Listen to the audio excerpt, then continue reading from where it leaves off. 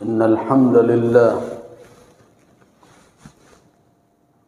نحمده سبحانه وتعالى ونستعينه ونستغفره ونتوب إليه ونعوذ به من شرور أنفسنا ومن سيئات أعمالنا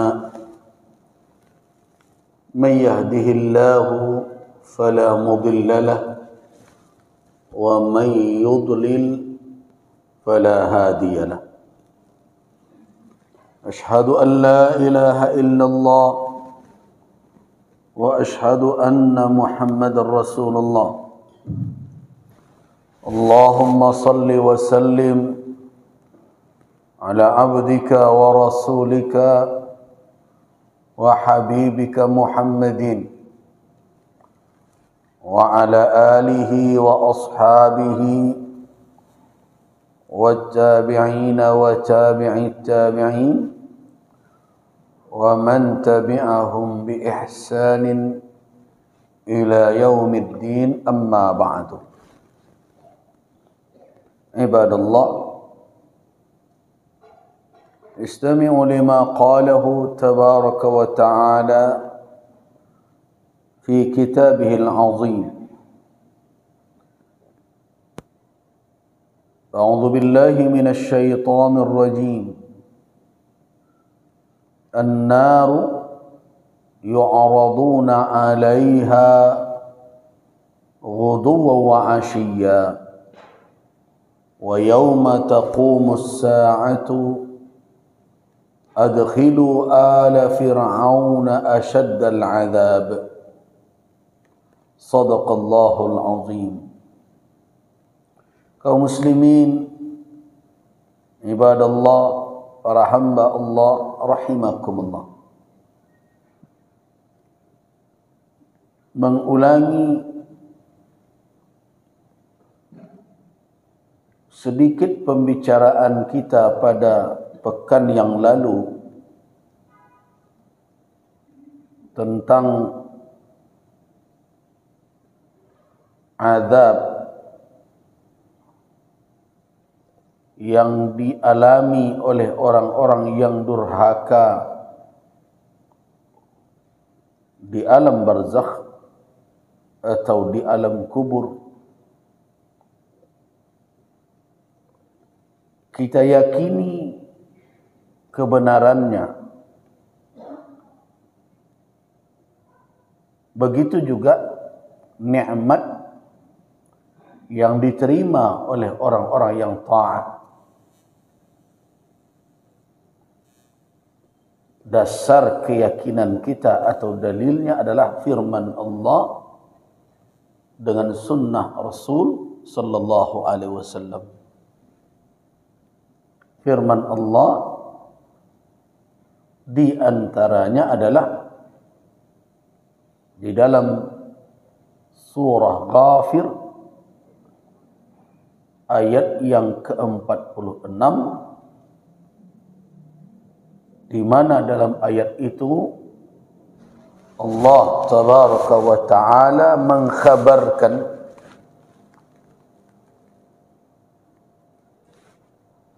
mengkhabarkan tentang azab yang diterima oleh Fir'aun dan para pengikutnya. Kenapa kita memastikan itu adalah azab yang dilalui atau yang diterima oleh Fir'aun dan para pengikutnya di alam barzakh? Karena dalam ayat itu jelas sekali Allah katakan bahwa peristiwa itu terjadi sebelum kiamat tiba. An-naru yu'raduna 'alaiha ghuduwa wa 'ashiyya. Kepada mereka ditampakkan neraka pagi dan petang. Kapan terjadi itu? Sebelum qiyamis sa'ah, sebelum kiamat datang. Karena kelanjutan ayat itu, wa yauma taqumus sa'atu, dan pada hari terjadinya kiamat, adkhilu, diperintahkanlah para malaikat, masukkanlah ala Fir'aun, Fir'aun dan kaumnya, asyaddal azab, ke dalam azab yang sangat keras. Fir'aun dan kaumnya telah meninggal, menerima azab Allah di dunia atas keingkarannya, ditenggelamkan oleh Allah di dalam lautan ketika mereka mengejar Nabiullah Musa alaihissalam. Kemudian di mana mereka? Kiamat belum lagi tiba. Nah, itulah yang kita yakini, setiap orang yang meninggal akan masuk ke alam lain yang disebut dengan alam barzakh. Keyakinan itu juga berlandaskan kepada Al-Quran. Wa min waraihim barzakhun ila yaumi yub'atsun. Apa yang mereka temui di alam barzakh itu sebelum kiamat tiba, inilah yang dikatakan oleh Allah dalam ayat 46 surat Ghafir itu. An-naru yu'raduna 'alaiha ghuduwan wa 'ashiyya. Neraka dihamparkan, diperlihatkan kepada mereka pagi dan sore. Itulah tempat yang akan mereka huni setelah kiamat tiba.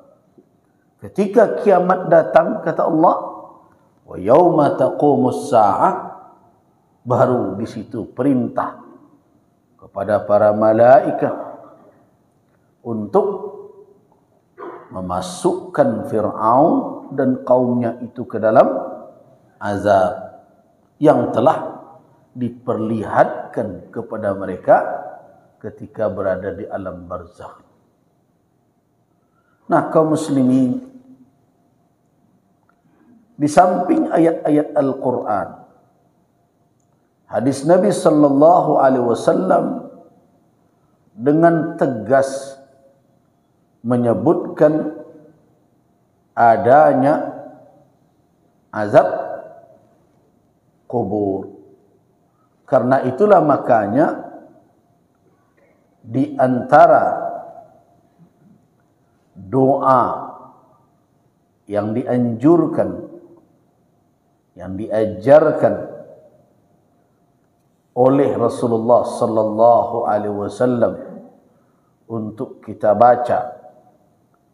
Bahkan dalam satu riwayat Rasulullah memerintahkan kita untuk membacanya sebelum salam di dalam salat.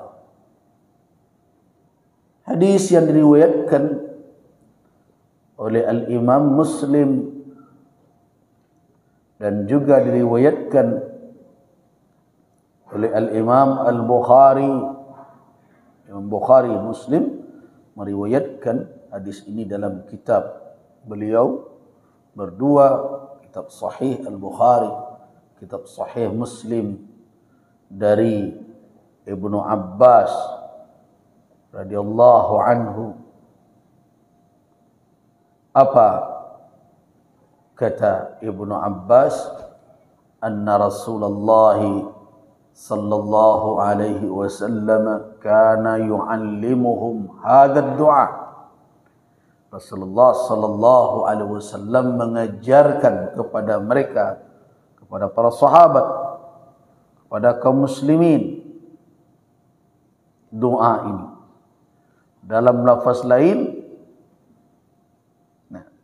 Rasulullah memerintahkan an nasta'idha min adzabil qabr, untuk berselindung dari azab kubur wa kana ya'muru ashabahu bidzalik. Rasulullah sallallahu alaihi wasallam memerintahkan sahabatnya demikian, berlindunglah dari azab kubur. Isi doa itu sebagaimana dalam riwayat Imam Muslim dan Imam Bukhari dari Ibnu Abbas, dari Zaid bin Thabit, bunyinya Allahumma inna na'udzubika min adzabi jahannam wa na'udzubika min adzabil qabr wa a'udzubika min fitnatil masihid dajjal wa a'udzubika min fitnatil mahya wal mamat. Dalam berbagai riwayat kadang ada yang dahulu dan ada yang kemudian.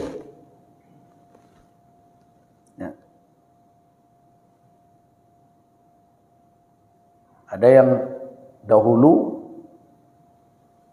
fitnati al-masih dajjal, kemudian baru al-mahya wal mamat. Artinya apa? Dari berbagai riwayat itu sepakat riwayat-riwayat tersebut memerintahkan kita untuk berselindung salah satunya dari azab kubur. Ta'awwadhu min arba'. Berselindunglah dari 4 perkara. Yang pertama, min azabi jahannam. Yang kedua, min azabil qabr. Yang ketiga, fitnati al-masih dajjal. Yang keempat, fitnati al-mahya wal mamat. 4 perkara. Azab neraka jahannam, azab kubur, fitnah al-masih dajjal, dan fitnah kehidupan dan kematian. Nah, itu menunjukkan bahwa azab kubur itu benar adanya, bukan khayal, tapi adalah khabar yang sahih dari alimul ghaibi wasyahadah, dari yang maha tahu dengan keghaiban dan perkara yang nyata. Nah, kaum muslimin, setelah kita meyakini itu, kadang kita tergoda oleh pertanyaan, apakah azab kubur itu menimpa ruh saja, atau tubuh saja, atau kedua-duanya? Sebenarnya ketika orang berhenti saja pada keyakinan sudah azab kubur terjadi, selesai. Tapi kan terkadang muncul pertanyaan, dan pertanyaan itu kadang dimunculkan oleh orang-orang yang memang hobinya menelisik-nelisik yang demikian. Itu azab kubur itu apakah roh saja yang diazab, atau roh dan jasad sekaligus?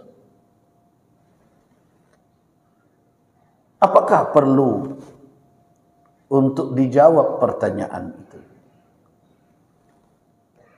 Sebenarnya tanpa harus kita tahu apa yang diazab dan kita sudah meyakini terjadinya azab tersebut, cukup sebenarnya keimanan. Nah, cuma terkadang di era seperti sekarang, orang mencoba melakukan tasykik namanya,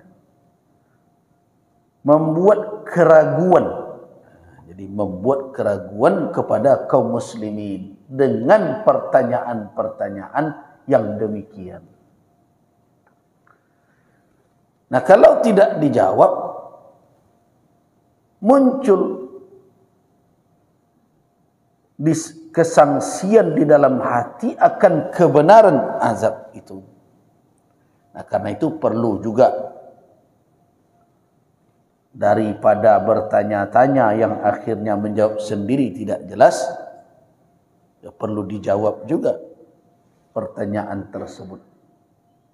Agar orang-orang yang mencoba membuat keraguan ke tengah-tengah kaum muslimin dari sisi akidah, tertutup jalan bagi mereka untuk menghembuskan kesangsian terhadap kebenaran adanya azab kubur tersebut. Kenapa saya katakan demikian? Ini ada pengalaman saya. Ketika dahulu saya pernah kuliah 2 semester ya sebelum berangkat ke Mesir di Usuluddin. Nah, memang mata pelajaran itu terkait dengan falsafah. Tapi sampai kepada perkara azab. Apakah yang diazab oleh Allah itu roh saja atau sekaligus dengan tubuh, dengan jasad? Nah, beliau menjelaskan pendapat sebagian ahli falsafah. Cuma saya mendengar karena mungkin kepandaian beliau menjelaskan, sepertinya ada kecenderungan beliau membenarkan pernyataan para filosof atau para ahli filsafat itu. Nah, sehingga saya tidak nyaman juga mendengarkannya. Tapi alasannya kalau dipikir-pikir, orang yang tidak jeli mendengarkannya bisa terpengaruh. Nah, alasannya begini. Tidak mungkin, ini pandangan orang sebagian ahli filsafat, tidak mungkin jasad juga diazab. Yang diazab itu hanyalah ruh saja, baik di kubur maupun di neraka kelak. Kenapa demikian? Nah, alasannya begini. Ada seorang, taruhlah kita beri nama A. Ini manusia durhaka kepada Allah, berbuat perbuatan durjana di dalam kehidupannya. Boleh dikatakan dia bergelimang dengan kemaksiatan, dari mulai dosa terbesar, kufur, sampai dosa-dosa lain pun. Mati. Ketika mati dikubur. Ini alasan. Tapi jangan terpengaruh dulu. Makanya jangan ada yang pulang sebelum selesai pengajian.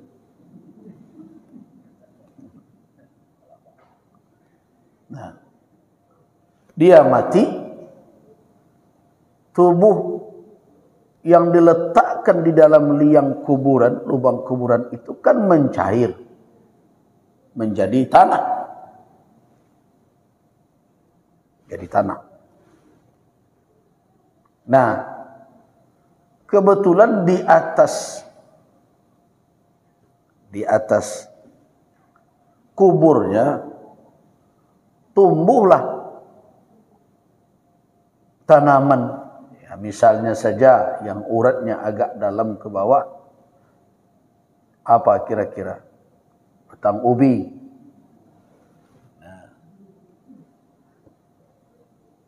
Nah, itu kan tumbuhan mendapatkan nutrisi untuk dia tumbuh kan dari tanah.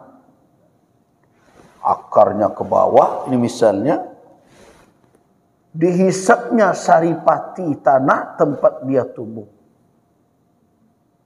termasuklah yang terhisap oleh tumbuhan tadi, tubuh si mayat yang durhaka tadi itu. Nah,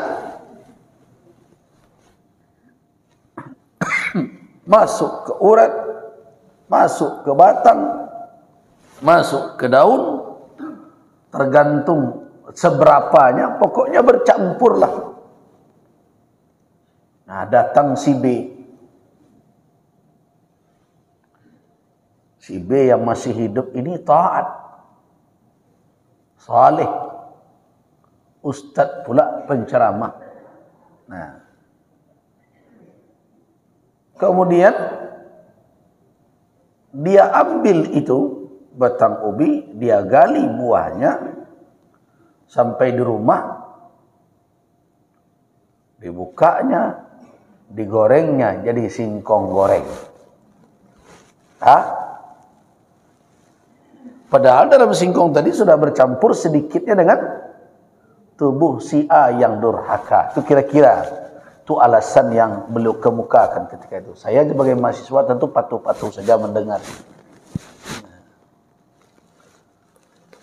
Kemudian dimakan oleh si B yang taat tadi.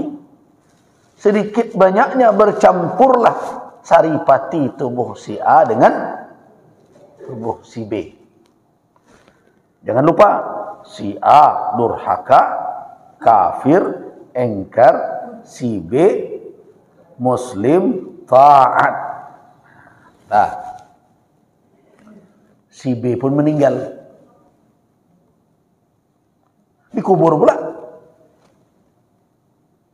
Di kuburan si B tumbuh pula pohon-pohon kayu yang akarnya menghunjam pula ke bawah.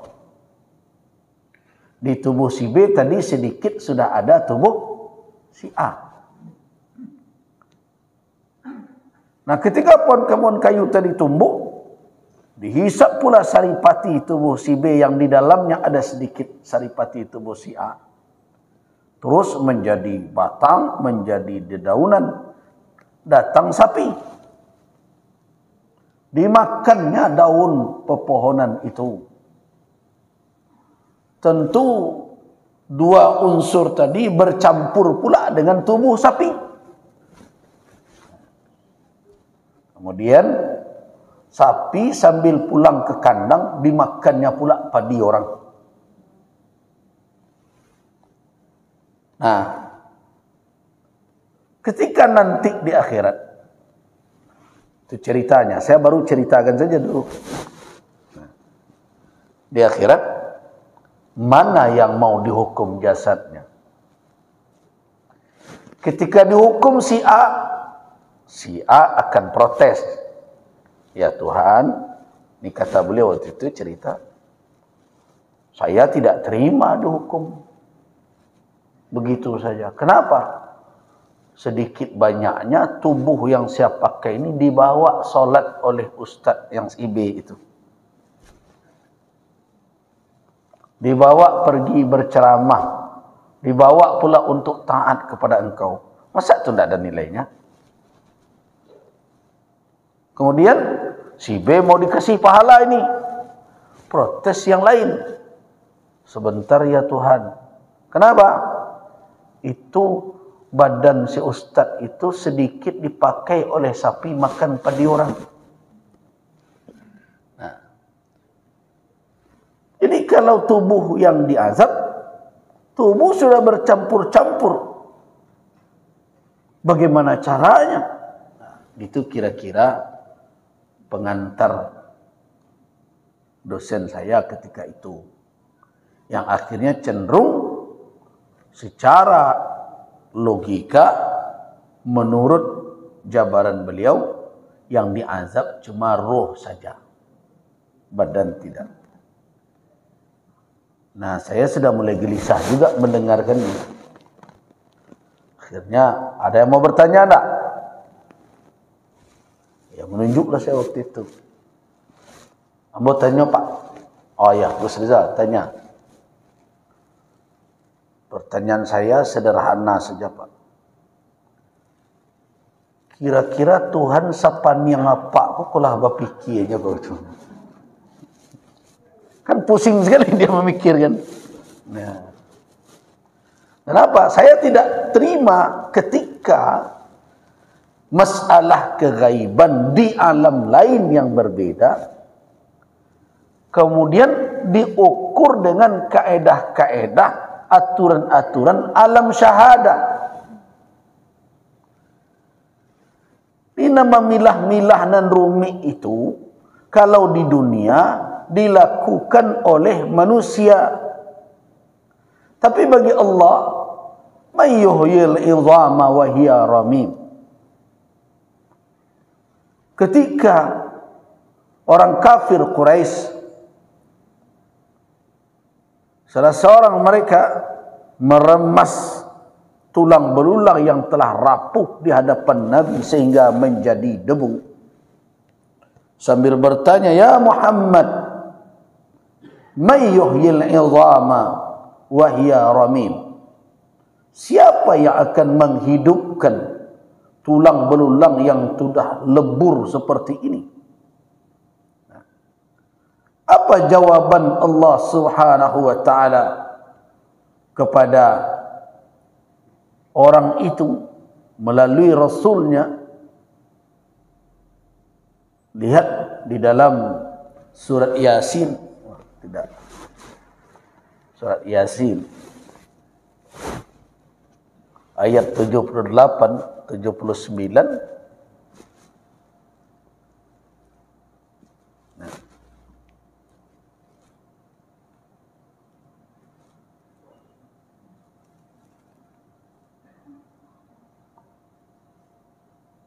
Sudah bertemu?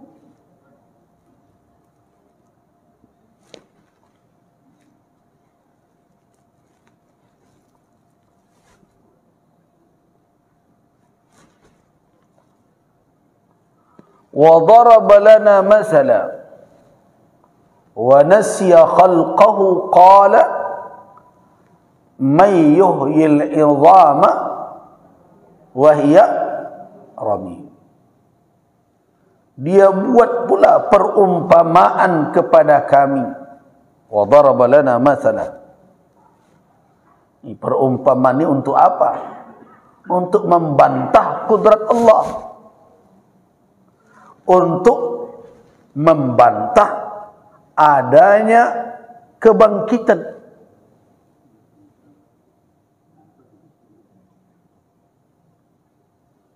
Jadi untuk membantah kudrah Allah dan membantah apa? Membantah al-ba'ats, kebangkitan. Alasannya apa? Dia buat permisalan. Siapakah yang akan menghidupkan al-'idham, tulang belulang ini? Wa hiya ramim, padahal dia telah menjadi debu, hancur lebur seperti ini. Apa jawaban Allah Subhanahu wa ta'ala? Jawaban Allah, qul, jawab Muhammad, yuhyiha alladhi ansha'aha awwala marratin wa huwa bi kulli khalqin alim. Jawab, katakan, yang akan menghidupkan tulang belulang yang telah rapuh, telah melebur itu adalah yang menciptakannya pertama kali. Jadi orang kalau memakai nalar akan bisa menyimpulkan menciptakan pertama sekali minal adam, dari tidak ada. Yang ditanyakan dia adalah yang akan menghimpun tulang yang sudah menjadi debu. Mana yang lebih berat? Mencipta dari tidak ada atau sekedar menyusun yang berserakan? Nah, Kalau kita bawakan kepada cerita tadi, kan tidak serumit itu sebenarnya. Jadi nan rumi awak.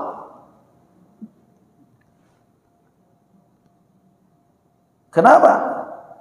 Karena pekerjaan Allah yang tidak dalam kudratul insan, wa uku jo kapal awak dan fikiran awak yang berpegang bergantung kepada material.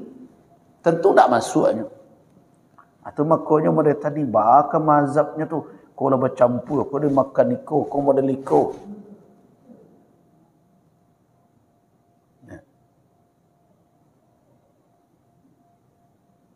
Bagi Allah Subhanahu wa taala perbuatannya, iradahnya tidak bisa diukur oleh ukuran manusia. Karena itu kalau kita baca al-asma al-husna, seluruhnya menunjukkan mubalaghah. Ar-Rahim, Ar-Rahman, mubalaghah, bersangatan. Karena itu kita terjemahkan sering dengan kata Maha. Maha menyayangi, Maha mengasihi, Maha melihat, Maha mendengar. Kenapa kita pakai kata Maha? Karena kita tidak punya ukuran. Allah Maha besar. Tidak bisa kita pertanyakan sebesar apakah dia. Jadi kalau ada nama bertanya pada itu tidak Maha namanya itu. Itu gadang saja tu. Besar saja. Rumahnya besar. Habis awak tanya, sabara besarnya. Ada ukurannya 3 kali rumah si anu. Itu bisa ukuran. Tapi ketika dinisbahkan kepada Allah Akbar, supaya jangan keliru kita berkeyakinan, kita terjemahkan Maha besar. Pertanda apa? Tidak ada ukuran kebesarannya. Dikala Allah katakan alimun bikulli khalqin, dengan seluruh penciptaan dan seluruh yang diciptakannya, Maha mengetahui. Nah, berarti ilmu kita tidak bisa jadi ukuran bagaimana proses penciptaan tersebut secara keseluruhan. Di nandapek dia awak tu seketik saja. Nah, kemudian kita ukur dengan bercampur tubuh si A dengan si B dengan si C. Itu maka ketika itu terlontar dari mulut saya, kira-kira serumi apa aku lah Allah. Entah saya salah ketika itu bagaimana, bukan jawaban yang saya dapat, tapi saya dilempar dengan hapus papannya. Tak ke kuliah jadi tak nanti keluar lah. Itu pengalaman. Jadi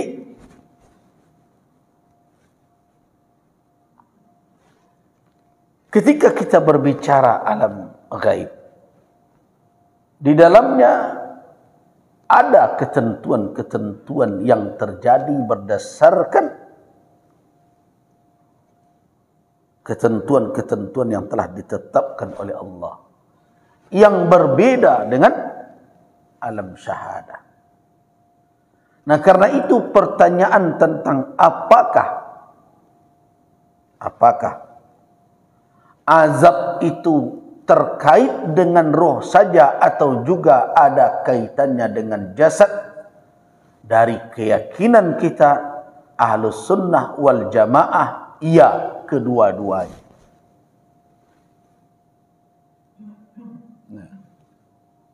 Roh juga, jasad juga. Dari mana kita tahu?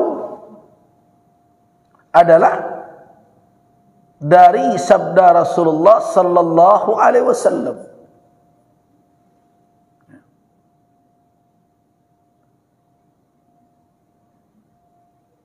Bukankah Rasul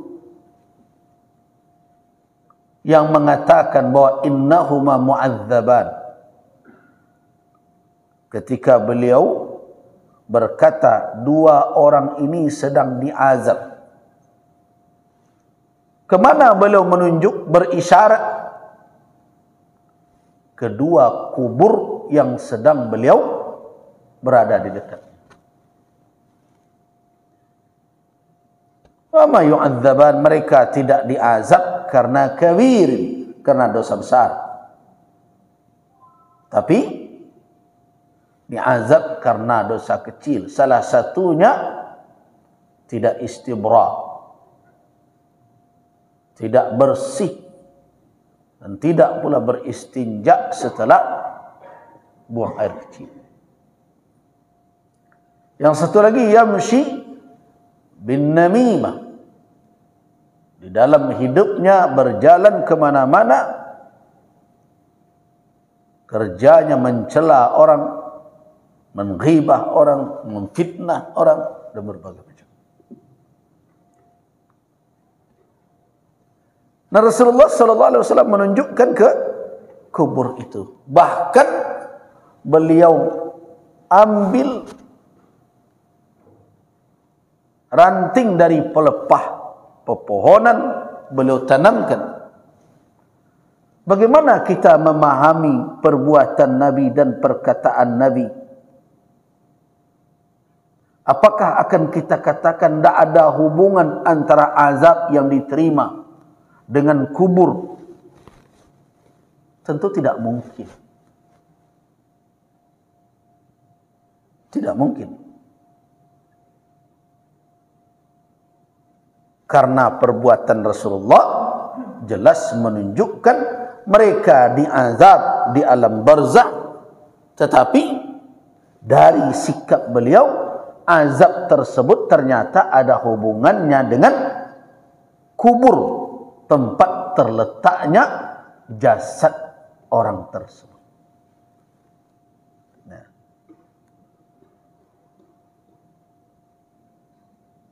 itu adalah dalil yang menjadi alasan kita bahwa antara azab yang diterima oleh ruh ada hubungannya dengan apa yang ada di dalam lubang kuburan. Nah, namun persoalannya adalah, pertanyaannya, apakah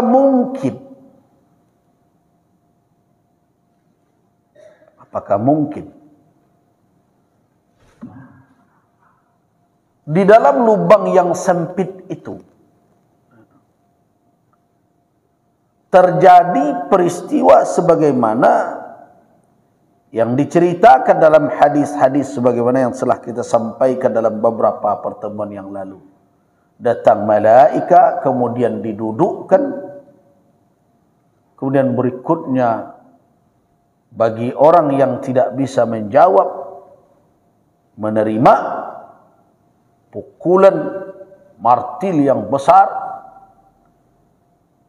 Pertanyaan yang sering muncul, bagaimana bisa itu terjadi di tempat sesempit itu? Orang membalikkan badan saja tidak bisa. Nah, itu yang sering dia bertanya.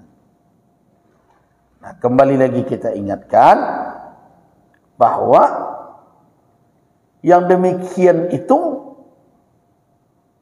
terjadi karena apa? Kenapa pertanyaan itu muncul? Karena sekali lagi orang tetap terjebak mengukur alam barzakh dengan alam nyata. Dia kira ketika malaikat mendudukkan, kemudian dihukum dengan paluan dari martil, palu besar dan sebagainya, yang terbayang oleh dia adalah orang didudukkan sebagaimana tubuh didudukkan, kemudian membutuhkan space ruangan yang sebegitu, kemudian ada ruang pengayun palu yang besar.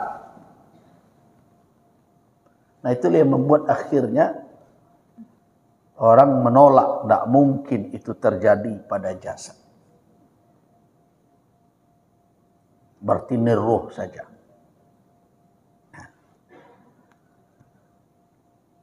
Nah, kaum muslimin, bagaimana menjawab hal itu? Yang jelas tadi sudah kita katakan bahwa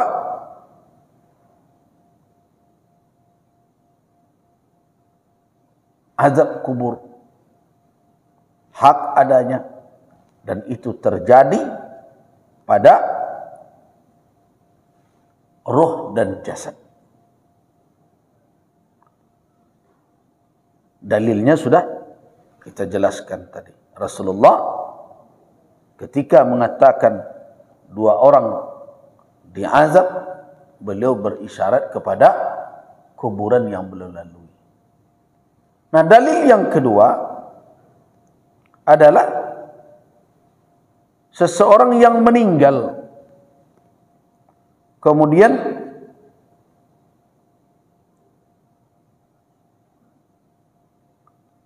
dibawa ke masjid Nabi sallallahu alaihi wasallam, dibawa dan diminta Rasulullah sallallahu alaihi wasallam untuk menyolatkan.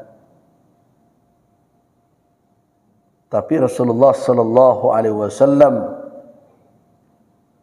bertanya kepada orang yang hadir.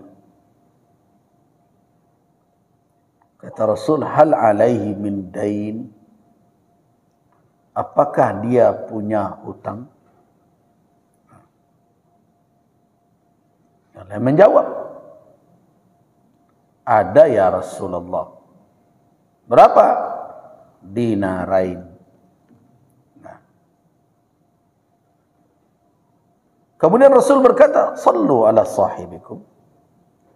Salatkanlah saudara kalian. Nah. Dinar, 2 dinar saja. Rasulullah enggan menyolatkan. Nah. Kemudian ketika itu ada Abu Qatadah berkata, alayya ya Rasulullah, biar saya yang menanggung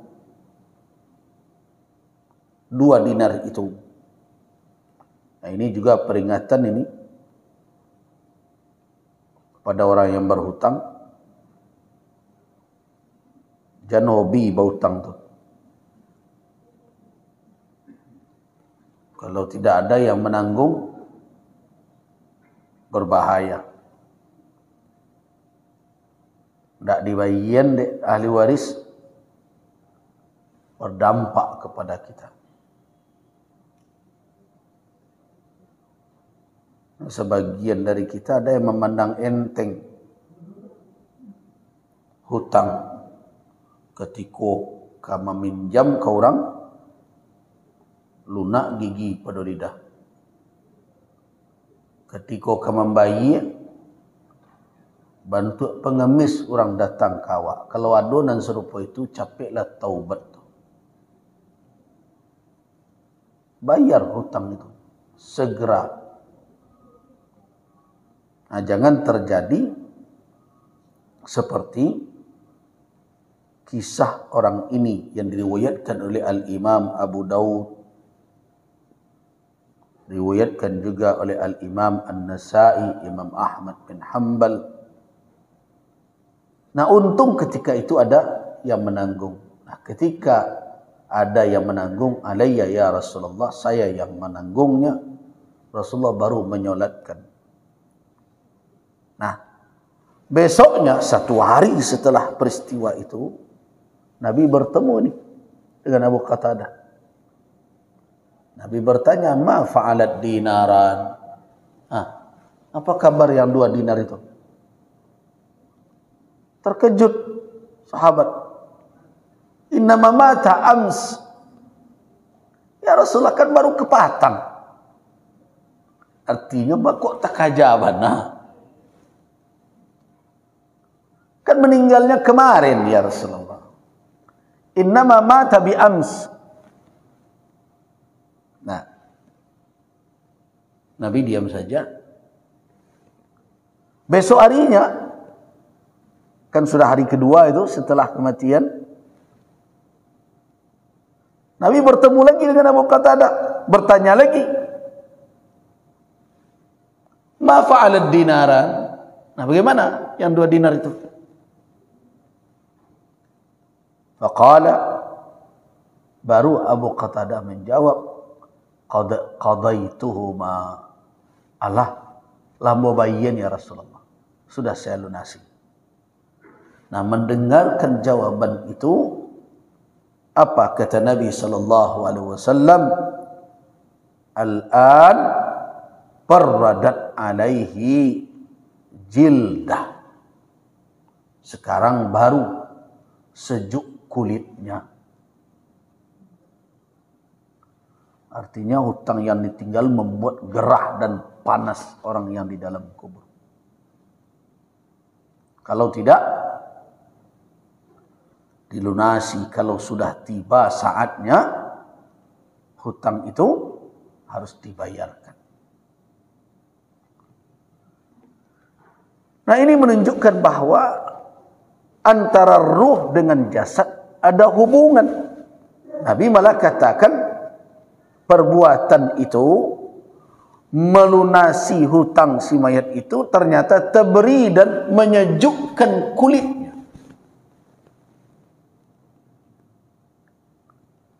Dan banyak dalil-dalil yang seperti itu yang menunjukkan bahwa azab itu menimpa ruh dan jasad. Artinya bisa menimpa ruh dan bisa menimpa jasad juga. Dan bisa juga tidak ada halangannya menimpa ruh tapi tidak berdampak kepada jasadnya. Bisa saja. Allah Subhanahu wa taala fa'alul lima yurid. Nah, karena itu jangan jadikan ukuran pula kalau sudah bertemu kubur tampak tubuhnya berbagai macam mengerikan bentuknya, katakan ini kena azab. Kemudian kalau yang tidak seperti itu memangnya selamat juga? Wallahu a'lam, kita tidak tahu. Walaupun alamat buruk itu sebagai pertanda, kita tidak bisa pastikan.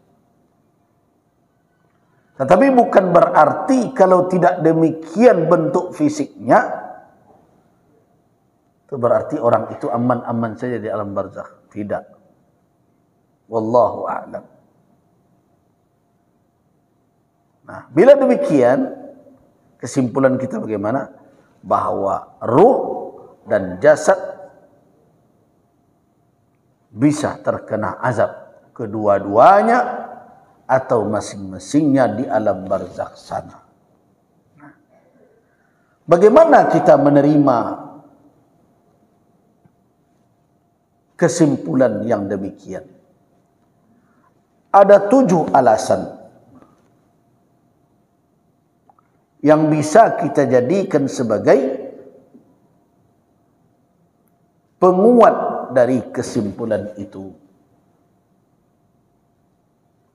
Yang pertama, jadi ada 7 alasan bahwa bisakah ruh? Ya, bisa saja. Bisakah jasad kena? Ya, tidak ada mustahil padanya. Jadi tidak seperti pandangan orang falsafah, orang filsafat tadi. Nah, yang pertama adalah kita sudah mengetahui bahwa Rasul sallallahu alaihi wasallam tidak pernah menyampaikan perkara-perkara yang mustahil oleh akal manusia. Jadi kalau ada manusia yang menolak azab kubur, itu bukanlah berhujjah dengan akal. Karena akal tidak pernah memustahilkan azab kubur.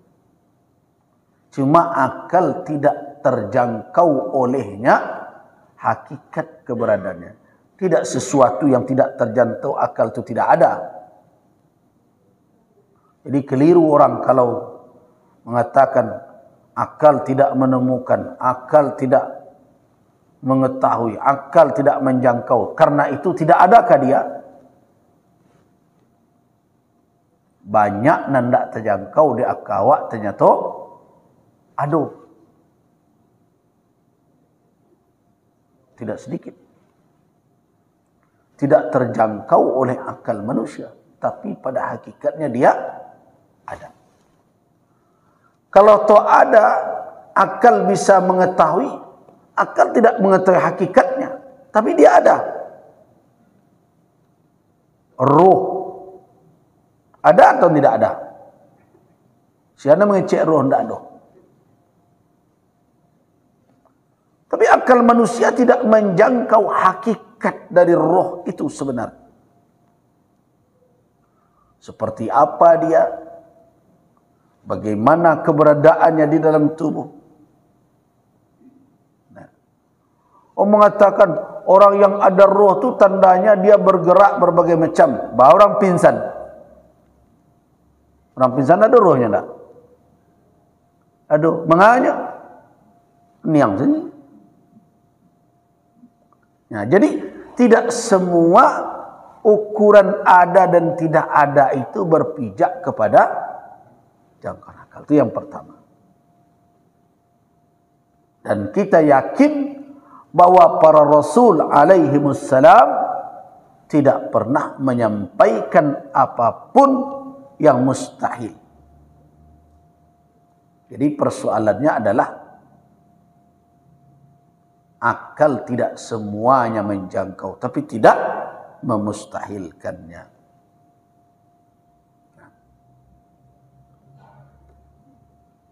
Jadi kabar yang dibawa oleh Nabi dan Rasul itu dengan demikian bisa dibagi kepada dua hal. Yang pertama bisa disaksikan oleh akal dan fitrah manusia.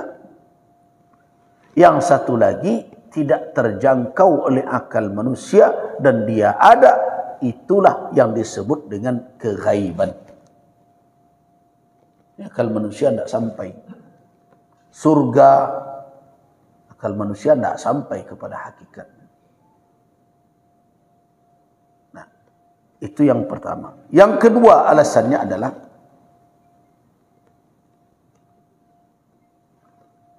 hadis-hadis Nabi sallallahu alaihi wasallam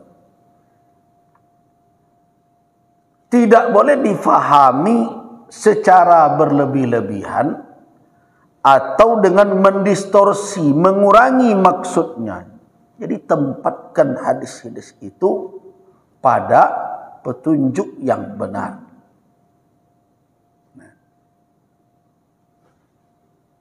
Jadi Rasulullah sallallahu alaihi wasallam ketika menceritakan, memberitakan tentang barzah, tentang kubur seperti tadi, tidak usah berlebihan mentakwilkan kemana-mana. Seperti tadi, oh itu tidak jasad, tidak ruh saja. Kan tidak ada Nabi mengatakan demikian. Nabi mengatakan keduanya diazab. Kemudian beliau patahkan ranting. Kenapa engkau buat ya Rasulullah?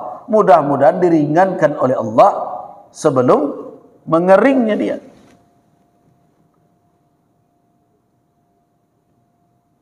Nah, itu menunjukkan apa? Bahwa perbuatan beliau itu ada dampaknya kepada si mayat terkait dengan apa? Azab yang dia terima berkaitan dengan kubur, jasadnya yang ada di dalam kubur tersebut. Begitu saja. Jadi jangan ghulu dan jangan pula taksir. Fahami saja dengan benar karena perkara keghaiban. Jadi kalau banyak bana khayal nanti keluar dari petunjuk Rasul. Kemudian yang ketiga, Allah Subhanahu wa taala menjadikan ada 3 kampung yang akan dihuni dan dilalui oleh manusia. Yang pertama darud dunia, kampung dunia. Dia terlahir, mana yang dihuni? Setelah di alam rahim, dunia. Kemudian dia berpindah dari dunia ke mana? Barzakh. Kemudian datang hari kiamat, dia ke mana? Darul Qarar. Kampung tempat menetap dia selamanya di situ. Imma surga,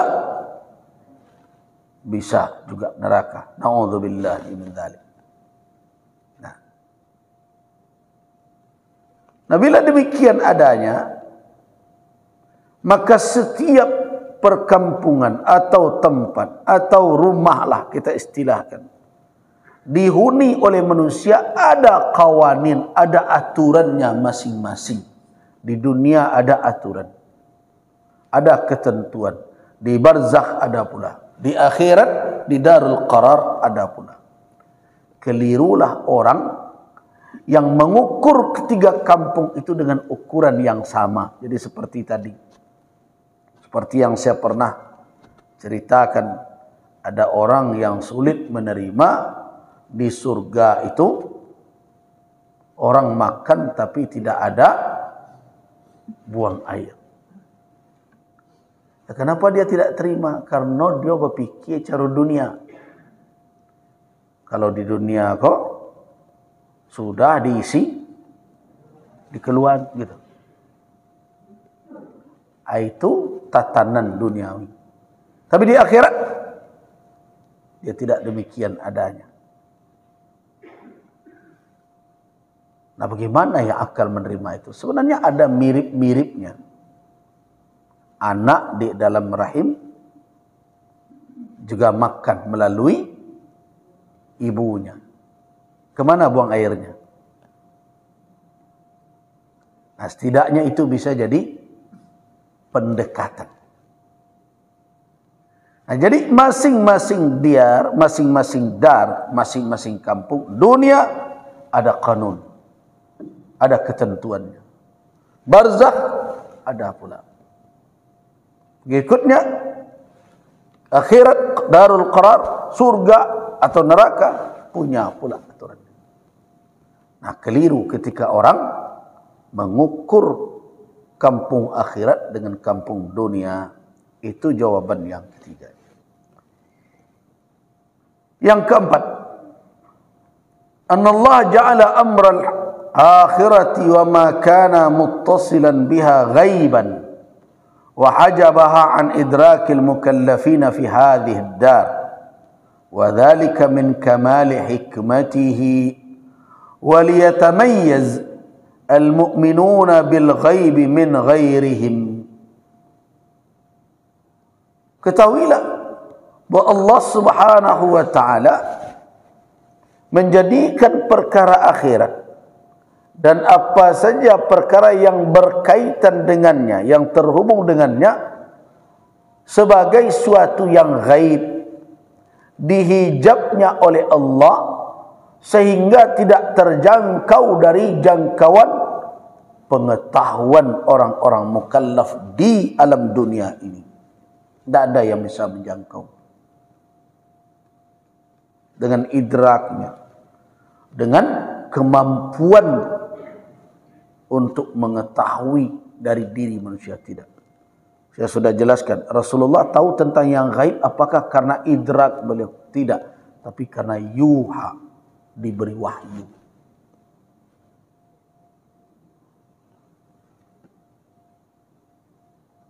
Jadi Rasulullah tidak mengetahui kegaiban dengan idrak, dengan kemampuan beliau menjangkau dengan potensi nalar, tidak. Tapi dengan apa? Dengan wahyu. yang diturunkan kepada beliau. Itu yang perlu kita garis bawahi betul. Ya. Dan tidak ada yang bisa seperti Rasulullah SAW melainkan para nabi dan rasul. Itu yang terjamin. Jadi kalau ada manusia-manusia yang mendakwakan diri mengetahui kegaiban, wajib untuk tidak kita imani. Ya, termasuk perkara gaib itu hujan akan turun atau tidak.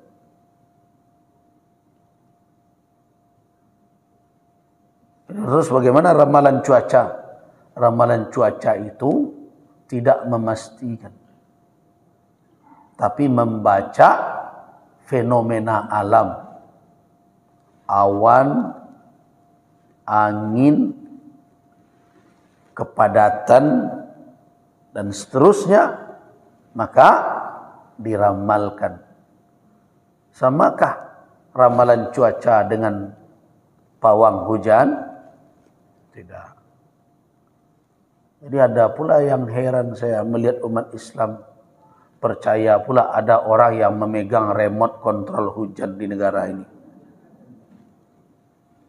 Ada pula orang Islam yang percaya pula.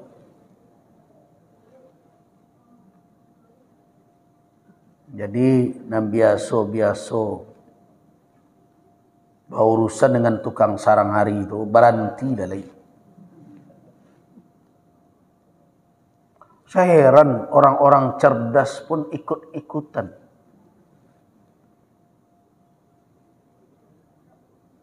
Orang-orang cadik bersekolah tinggi, kalau membuat acara tukang sarang hari yang dicari. Saya tahu ada petinggi-petinggi perusahaan berbagai macam, kalaulah bertaubatlah kepada Allah Subhanahu wa taala. Masih saja menganut keyakinan khurafat seperti itu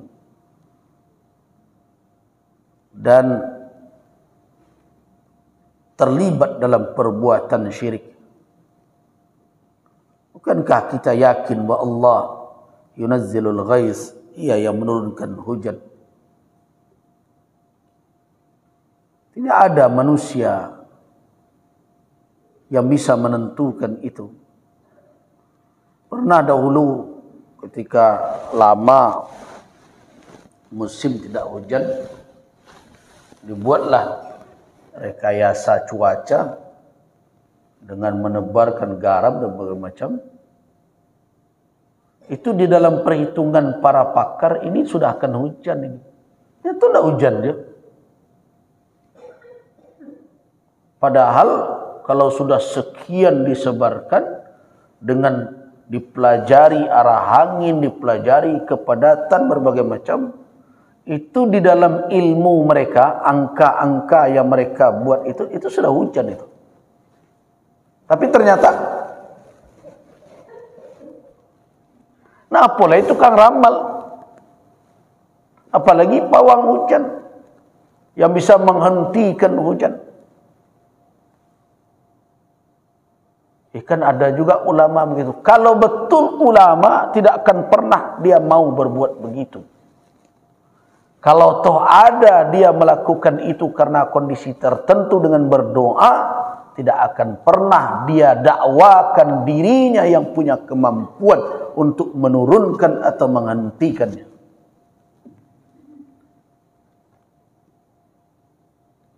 Masa perkara itu berdebat pula umat Islam?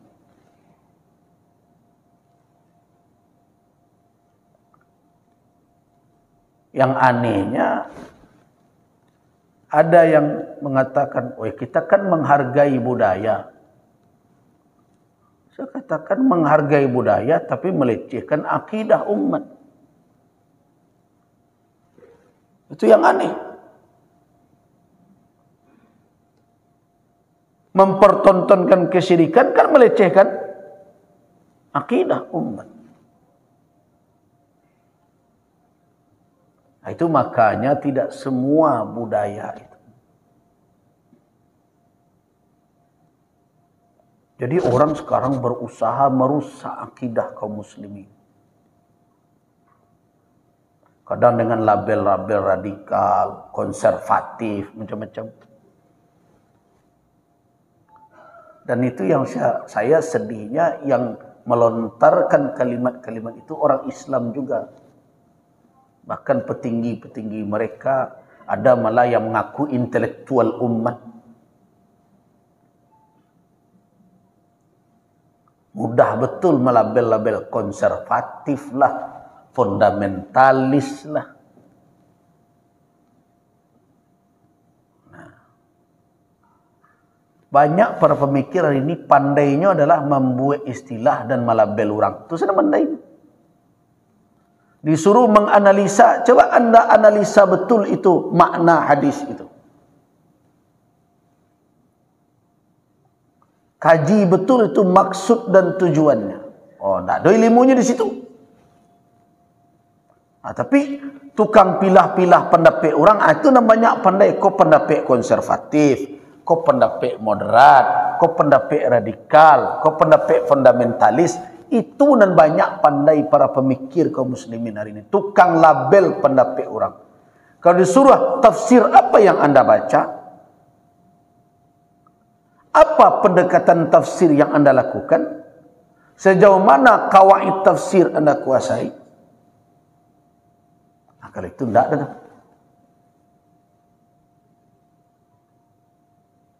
Itu yang sebentar. Nah, jadi Allah Subhanahu wa taala menciptakan barzakh, darul qarar, dalam bentuk dihijabnya, diselimutinya dengan tabir keghaiban, dan tidak ada manusia yang punya kemampuan untuk menjangkau dengan potensi nalarnya, idrak namanya.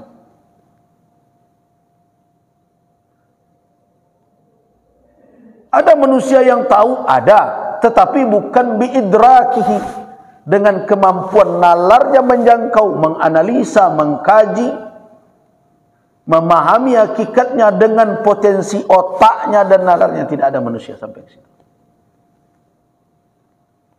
Terus manusia tahu dengan apa tentang keghaiban? Dari khabar. Khabar dari mana? Dari pencipta. Pencipta yang gaib dan yang nyata, Allah. Nah, begitulah ilmu Rasulullah tentang yang gaib. Begitu juga ilmu para nabi dan rasul sebelum beliau. Dari mana tahu? Dari wahyu. Kalau tidak ada wahyu, kita tidak tahu tentang kegaiban. Oh, kan ada manusia dengan kemampuannya mengetahui adanya pencipta? Iya. Berdasarkan kepada ayat-ayat yang tercipta, ayat-ayat yang tercipta ini menunjukkan ada pencipta. Ya, karena mata kita melihat, tidak mungkin tabung ini berada di sini saja tanpa ada yang membawanya. Mata melihat, akal menyimpulkan. Kalau ditanya, "Bako ada tabung hitam di muka buaya tu." Kan tak terterima di akal awak. Nanya tiba-tiba saya ada. Di mana tiba-tiba? Akal mesti menyimpulkan dia ada di situ karena ada yang menghadirkannya ke tempat itu tadi. Nah, begitu pula lah akal menolak pernyataan orang-orang yang mengatakan kenapa ada sesuatu di dunia ini, ada sendirinya. Di mana tuh? Akal mana bisa menerima? Tidak ada akal yang sehat menerimanya. Nah, tetapi akal tidak bisa mencari tahu siapa yang mengadakannya. Tidak mampu akal itu. Akal hanya sampai kepada kesimpulan umum. Siapakah dia? Bagaimanakah sikap kita kepadanya? Nah, Allah Subhanahu wa ta'ala yang memperkenalkan dirinya kepada makhluk.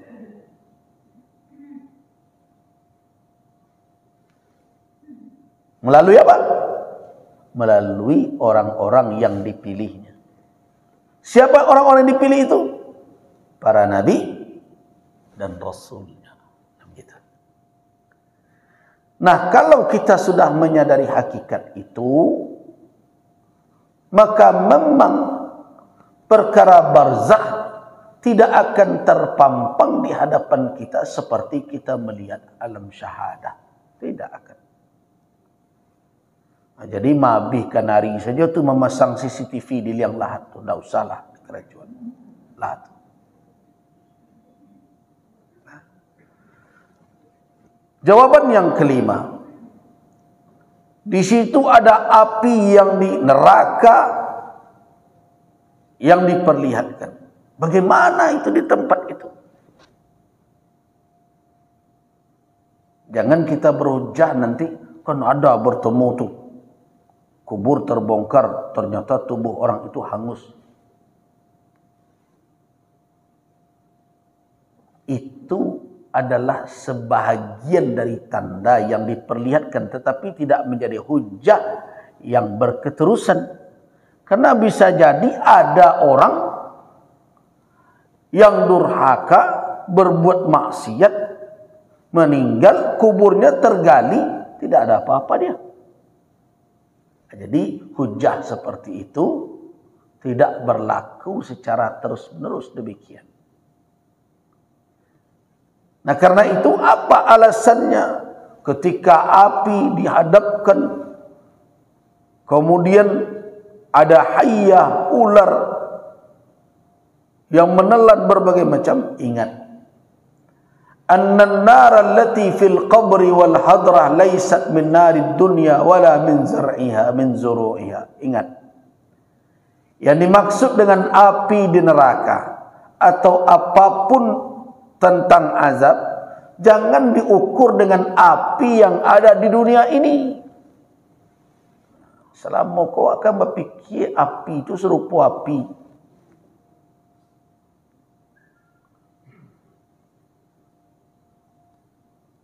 nikmat yang diterima tidak bisa menjadi ukuran dengan nikmat yang dijanjikan oleh Allah di dalam surga. Itu perlu diingat.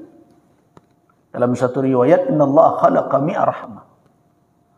Allah ciptakan 100 rahmat. Wa nazzala wahidatan, diturunkan satu oleh Allah ke dunia dan disimpan di sisinya 99. Dan dengan nikmat yang satu yang turun ke dunia itu, makhluk saling menyayangi, termasuk binatang dapat jatah. Karena itu tidak ada induk binatang yang tega menginjak anaknya. Jadi dengan rahmat yang satu itu yataraham, saling menyayangi makhluk termasuk binatang. Jarang binatang, kecuali ada sebab-sebab tertentu. Tapi binatang punya naluri melindungi anaknya.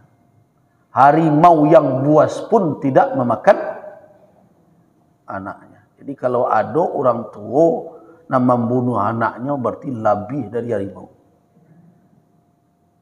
Nah, rahmat yang satu dibandingkan dengan 99, keliru ketika kita menjadikan itu ukuran. Karena itu an-nar allati fil qabr, api yang di dalam kubur dan berbagai macam, laisat, yang di neraka jahanam dan seterusnya, laisat min narid dunia, bukan berupa api dunia dan tidak pula ciptaan atau buatan di dunia, tanaman di dunia ini. Nah, karena itu tidak mungkin dilihat oleh orang yang melihat api duniawi. Tidak mungkin CCTV menjangkau api yang menyala yang ada di alam barzakh terlihat oleh orang ada di dalam barzakh, kemudian mesti terlihat pula oleh kita yang ada di dunia. Itu mustahil, tidak mungkin. Nah, karena itu penduduk dunia bisa saja tidak merasakan, nah, karena dia memang tidak dibekali kemampuan untuk itu.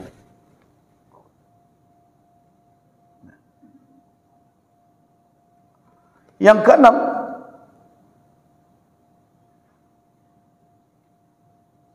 kalau kita mau mengkaji, sebenarnya Allah Subhanahu wa taala telah memberikan bukti-bukti di mana dia menunjukkan kudrahnya yang lebih ajaib dibandingkan barzakh. Sebagai bukti bahwa tidak semuanya bisa kita ukur dengan kemampuan nalar dan jangkauan alat indera kita.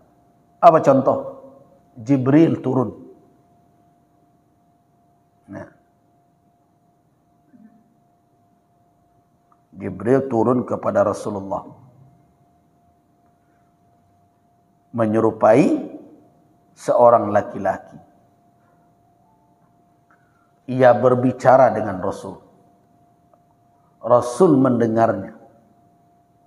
Sedangkan orang yang berada di sisi kiri dan kanan Nabi tidak melihatnya. Coba bayangkan. Terjadi? Terjadi. Tidakkah kita membaca Jibril datang menjelma menjadi seorang laki-laki berpakaian putih, bersih, dengan rambut yang pekat hitam. Tak seorang pun yang mengenalnya dari kalangan sahabat yang hadir. Tak seorang pun. Kalau tidak ada yang mengenal, berarti bukan penduduk Madinah. So kalau orang Madinah, kalau orang kampung awak tiba bertamu, tahu wak, oh si anu tu rumah sinan. Ini tidak hadir orang dengan pakaian serba putih, bersih, rambutnya hitam, menarik, gagah orang itu. Datang bertemu Rasul. Tidak seorang pun yang kenal. Kemudian dia duduk di hadapan Nabi. Dia sandarkan lututnya ke lutut Rasulullah. Akrab betul. Kemudian dia tepuk paha Nabi. Ya Muhammad. Muhammad. Qul. Katakan kepadaku. Apa itu iman? Dijawab. Setelah dijawab, yang sekarang jawabannya menjadi rukun iman kita. Sadaqta. Engkau benar. Sahabat yang hadir bingung. Ini orang bertanya atau menguji. Tanya, apa itu Islam? Dijawab. Yang sekarang jawaban itu kita sebut rukun Islam yang 5 itu. Setelah dijawab, sadaqta, engkau benar. Kemudian ditanya lagi tentang ihsan. Dijawab, anta'budallah ka'annaka tara, fa in lam takun tarahu fa innahu yara. Sadaqta, benar. Ditanya tentang kiamat. Beliau Rasulullah menjawab, wa mal mas'ul bi'a'lama minas sa'il. Yang ditanya tidak lebih tahu dari yang menanya. Kata orang itu, kalau begitu sebutkan kepada saya tanda-tandanya. Nah, tanda-tandanya itu yang sekarang mungkin pertemuan yang akan datang kita bicara tentang asyratus sa'ah, tanda-tanda kiamat tiba. Nah, setelah selesai semuanya, orang itu pergi.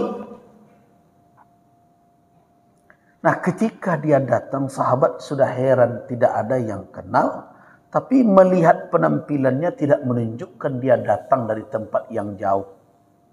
Siapa orang ini? So, dulu kan tidak ada mobil yang tertutup ber-AC sehingga debu tidak melengket pada seseorang. Kalau dia bukan penduduk Madinah, berarti dia datang dari yang jauh. Kalau dia datang dari tempat yang jauh, sedikit banyak itu tak ada tandanya. Kakinya berkubang,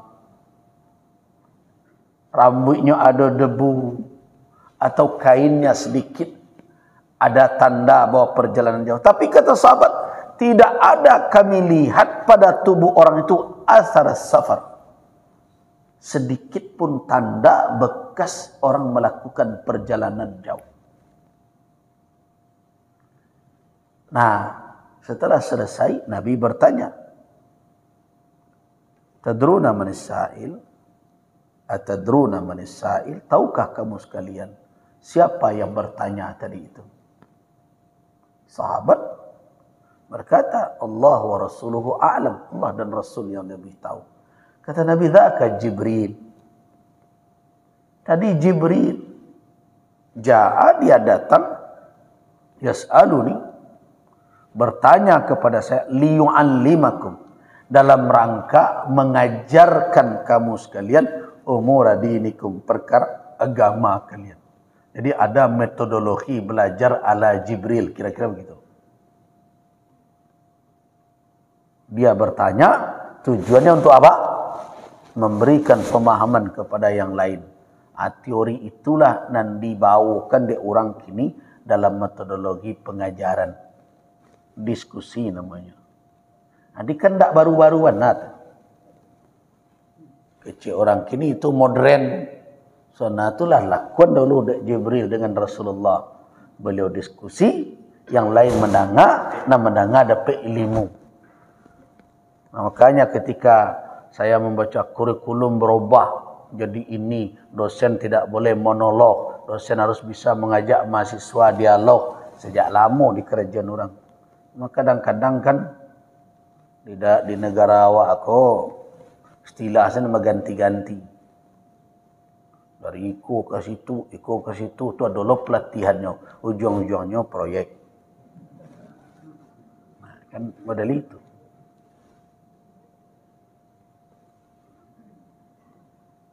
Nah, di situ itu ya. Tak baru-baru banget. Istilahnya berganti sekete atau salin ke sekete. Padahal esensinya sama saja. Nah, itu kan bukankah itu perkara ajaib? Masalah gaib. Jibril hadir ada terlihat. Tapi berulang kali Jibril hadir tidak terlihat. Apakah itu tidak menjadi pelajaran bahwa kemampuan idrak, jangkauan nalar dan jangkauan alat kita untuk menjangkau sesuatu agar menjadi pengetahuan dan ilmu punya keterbatasan. Nah, karena itu jadikan berbagai peristiwa keghaiban yang diperlihatkan tanda-tandanya itu sebagai alamat keyakinan bahwa Allah Subhanahu wa taala ala kulli syai'in qadir. Dan itu yang dilakukan oleh Allah dalam perkara barzakh, akhirat dan lain-lain. Terakhir, tidak ada sebenarnya suatu yang aneh dan tidak ada hambatan roh hadir kepada badan, tapi badan tidak bergerak, tapi mungkin dia merasakan sesuatu. Baca rohnya tuh. Roh ada, tapi dia tidak bergerak. Sederhana. Coba lihat orang pingsan. Orang pingsan, rohnya ada atau tidak? Ada. Tapi fisiknya tidak merespon. Namun rohnya ada di dalam. Dan orang yang pingsan terkadang bercerita apa yang dia rasakan dalam suasana seperti itu. Nah, apakah tidak mungkin hal itu juga bisa terjadi?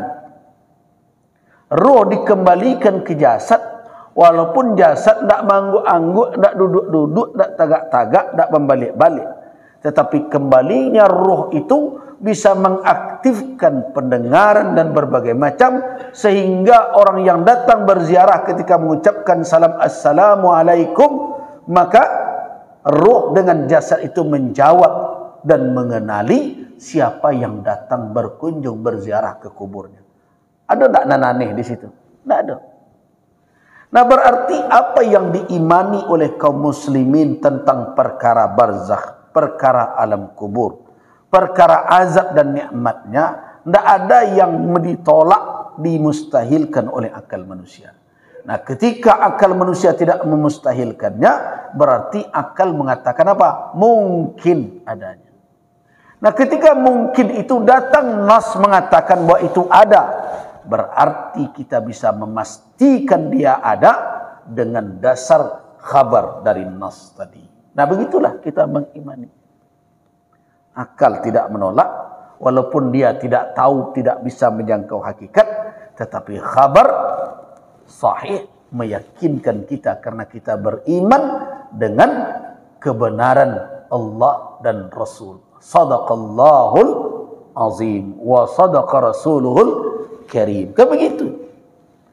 Nah, Bapak dan Ibu jemaah rahimakumullah, rasanya sudah cukup kita berbicara tentang materi al-iman, iman dengan alam barzakh atau alam kubur. Tiada, sebelum kita berpindah kepada alamat tanda-tanda kiamat, ada satu yang belum kita bahas lagi. Apa itu? Apa manfaat iman dengan adanya alam kubur dan segala nikmat serta fitnah yang ada di dalamnya? Tentu ada gunanya. Gunanya kau awak kajilah minggu muka. Apa manfaatnya? Ini perlu. Kenapa perlu? Karena banyak orang kini bertindak bantu tidak percaya. Bantu kai duit selamanya. Babuik sekandak hati banang ketujuh dek selero. Seolah-olah dia tidak akan menemukan kematian dan tidak akan masuk ke alam barzakh dan tidak akan bertemu dengan alam akhirat. Ada orang yang dari sikap dan perbuatannya seolah-olah menunjukkan demikian. Nah, disinilah perlunya kita kaji. Kalau betul kita beriman, apa dampak keimanan? Tandonyo iman tu ada di dalam diri awak, iman kepada adanya alam barzakh dan alam akhirat itu. Itu kajian kita berikut. Apa tandanya? Nah, dengan alamat itu kita bisa mengukur diri sendiri, tak orang lain loh. Kadang-kadang sudah pengajian bukan diri diukur, kita dengar kecik buya dari luar. Tak suruh pojo si anu tu ndak bergunjing kaji awak lo nyoba untuk pengunjing. Sebagiannya mah seperti itu. Padahal alamat yang diberikan itu untuk apa? Untuk mengukur diri. Apa tandanya bahwa betul iman itu ada? Jadi kalau orang beriman dengan adanya alam barzakh, mestinya meyakini setiap hari kubur itu main bawa. Lain tidak ada. Ndak. Karena ndak terdengarlah makonyo diberitakan oleh Nabi kawak. Tapi sayang kecek Nabi itu tak berdengar loh. Itu yang masalah. Lain tak terdengar setiap hari. Dalam riwayat Al-Imam At-Tirmidzi, jadi ada dalam riwayat Al-Imam At-Tirmidzi bahwa setiap hari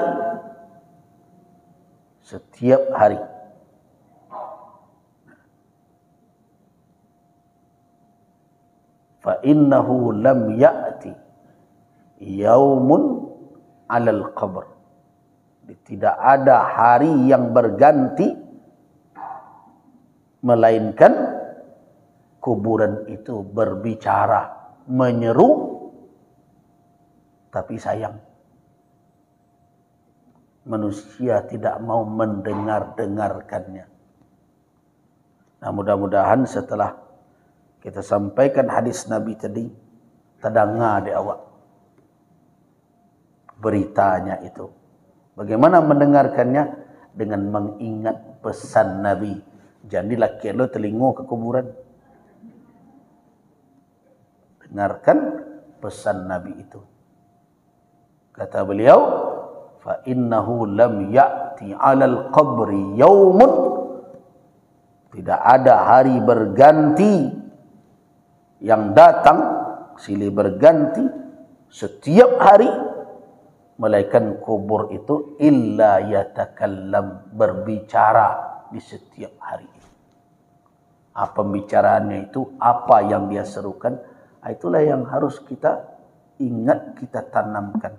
Nah, kalau kita bisa melakukan itu dengan landasan keimanan kita akan kebenaran terjadinya fitnah, nikmat, azab di alam barzakh, ada nanti dampak dan pengaruh ke dalam sikap lahiriah kita, batiniah kita terhadap sikap lahir, sikap batin kita di dalam kehidupan ini.